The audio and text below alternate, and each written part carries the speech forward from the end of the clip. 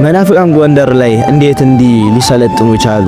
የሊቃውንት ሀገር የሃይማኖት ሀገር በምትባለው ጎንደር ላይ ብዙ ታሪክ ባላት በዚህ ታላቅ ሀገር ላይ እንዴት መናፍቃን ሊፈነጩ ቻሉ?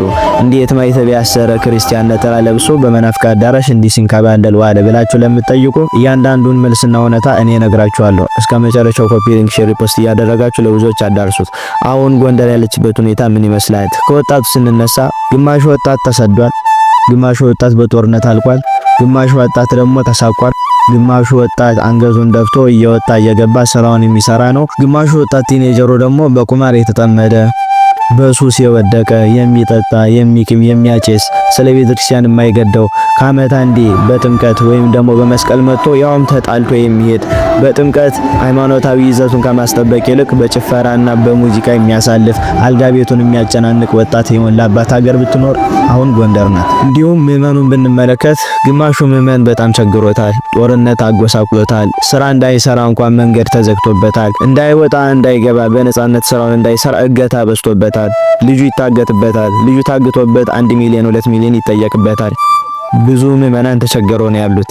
ሚላስ የሚቀመስ የሌላቸው በየቤታቸው ተቸገረው ችግራቸውን ተሸክመው የሚቀመጡ ብዙ ክርስቲያኖችና ምዕመናን አሉ። የሚያስገርመው ደግሞ ግማሹ ደግሞ የደላው ነው። ቀን በቀን ቁርጥ እየቆረጠ የሚበላ የወደቁትን የተራቡትን ወገኖቹን ዘመዶቹን ዞር ብሎ ማይመለከት በየመጠጥ ቤቱ በየጨፈራ ቤቱ ብር የሚበትን ሰው ሞልቷል። እረፍ ብሎ እንዳይናገር ንስሐ አባት ደግሞ ችግሩ በልጦበት በገንዘብ ተደልሎ ቁጭ ብሏል። ስለ ቤተክርስቲያን ችግርና መከራ ሰምቶ አረጉድ ነው ብሎ የሚያልፍ እንጂ ችግሩን ለመፍታት የሚሯሯጥ ምዕመን ደንብዛም የለም። ቤተ ክህነቱም ቢሆን ሙስናና በዘር መከፋፈል ነግሶበታል። እንዲሁም ወደ ቤተክርስቲያን አስተዳዳሪዎች ብንመጣ ደግሞ በመንፍቅና የሚጠረጠሩ ብዙ የቤተክርስቲያን አስተዳዳሪዎች አሉ። ምዕመናንን ከመርዳት ይልቅ ምንም ያልሆነ ቤተክርስቲያን አፍርሰው ህንጻ ቤተክርስቲያንን ለመስራት ይራራጣሉ። ህንጻ ስላሴ ግን እዚህ እየፈረሰ ነው። ሃይማኖቱን ስለሚለውጠው ምዕመን ስለሚቸገረው ምዕመን አይገዳቸውም። የቆመ ቤተክርስቲያን አፍርሰው የዕለት ጉርስ ካጣው ምዕመን ላይ ቤተክርስቲያንን ልሰራ ነውና ገንዘብ አምጣ ብለው ታቦት አውጥተው የሚለምኑ የቤተክርስቲያን አስተዳዳሪዎች በዝተዋል። የቆመ ቤተክርስቲያን አፍርሰው በብዙ ሚሊዮኖች ቤተክርስቲያን የሚሰሩ ምዕመኑን ዞር ብለው የማይመለከቱ ጉባኤ የማይዘጋጁ ታቦት እንኳን በአመት አንዴ ወጥቶ ቃል እግዚአብሔር ከሚሰጥበት ይልቅ ገንዘብ የሚለመንበት ጊዜ ይበዛል። ይሄንን ነገር የሚቃወሙ ሊቃውንትን ደግሞ ስር ከስር እያሳደዱ ከሀገር አባረዋል። አሁን እረፉ ተው ብሎ የሚናገር ሊቃውንትም የለም።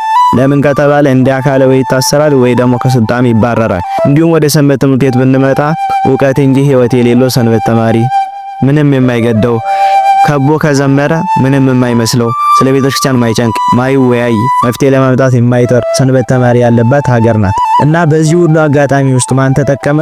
መናፍቃን ተጠቀሙ። በሆድ አታለው ህዝበ ክርስቲያኑን ወሰዱት። አይዛብ ተጠቀሙ።